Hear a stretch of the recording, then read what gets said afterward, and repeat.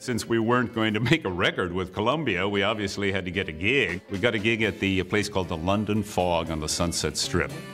Well, she's fashionably lean, and she's fashionably late. She'll never rank your scene.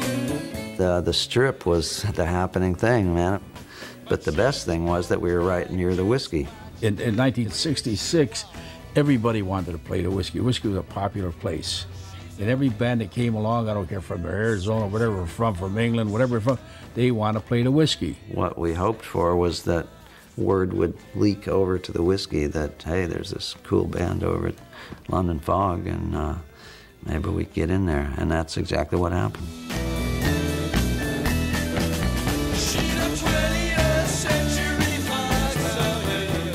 In the spring of 1966, I took a late flight into Los Angeles, went directly to catch the last show at the Whiskey, where Love was playing. And during my conversations with Arthur Lee, he said, there's a band on the bottom of the bill that I really think you ought to stick around and hear. And I had a very high opinion of Arthur's opinion. So I stayed around, and there I saw the Doors.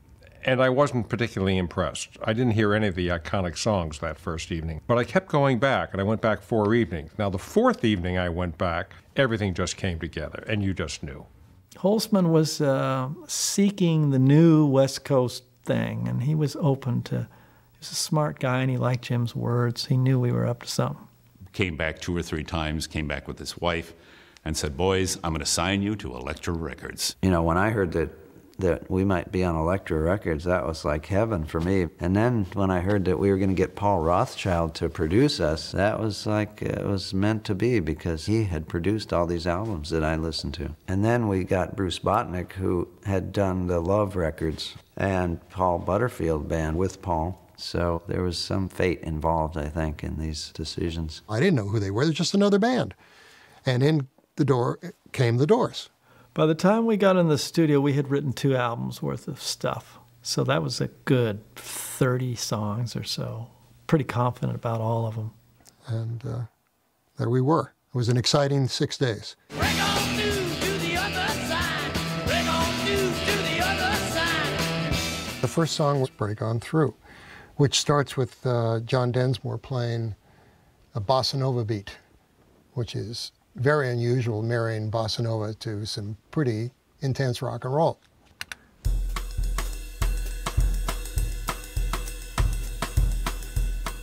At the time, bossa nova was coming up from Brazil, which was with a stick and a brush, like.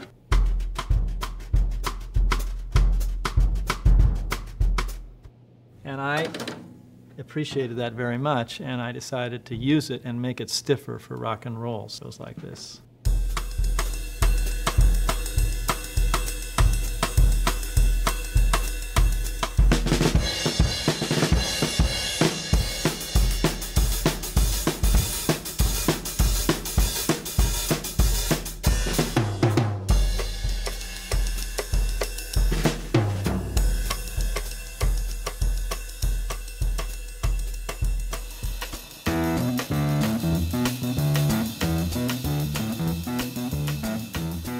And you're hearing Ray Manzarek's piano bass along with John. Latino.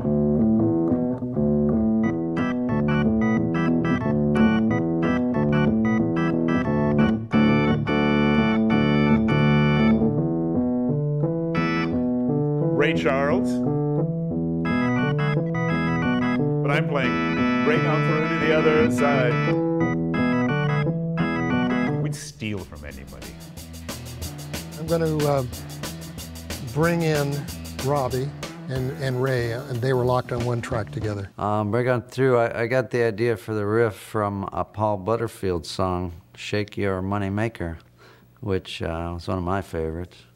And the way they played it was something like this.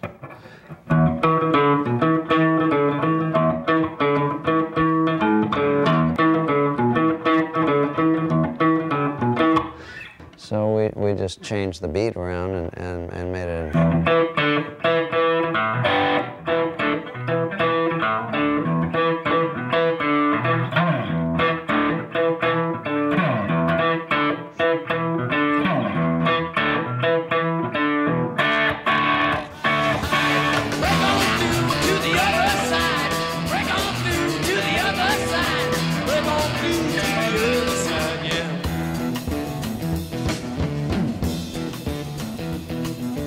chased our pleasures here, dug our treasures there. But can you still recall the time we cried, break on through to the other side? Break on through, yeah, and then solo.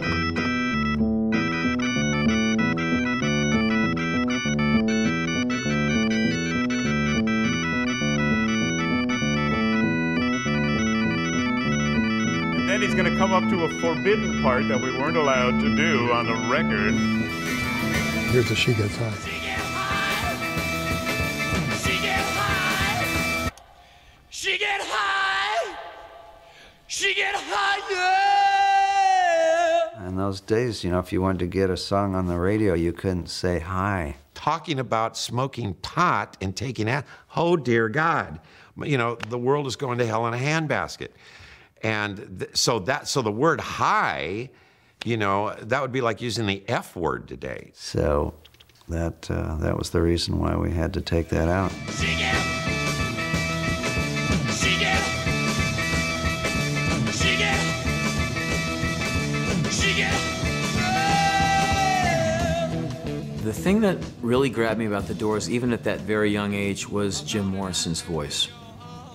The control, the richness of it, and just how he would go from this great control and balladeer tenderness to this feral, ferocious animal connection he had. This is probably not going to make much sense, but the closest persona or musician that I've heard to the Doors is actually Frank Sinatra. Because I feel like Jim Morrison might have really liked Frank Sinatra. He sings with that kind of masculine, you know, I've lived through it and here's what it's like. When Jim came into the studio, he had never recorded before. This was the first time. I didn't know what he was going to be like.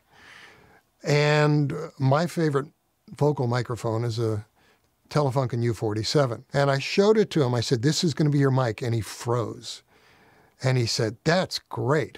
I said, why is that? He said, that's the mic that Frank Sinatra sings in. That's when I realized that he was a big fan of Frank Sinatra's.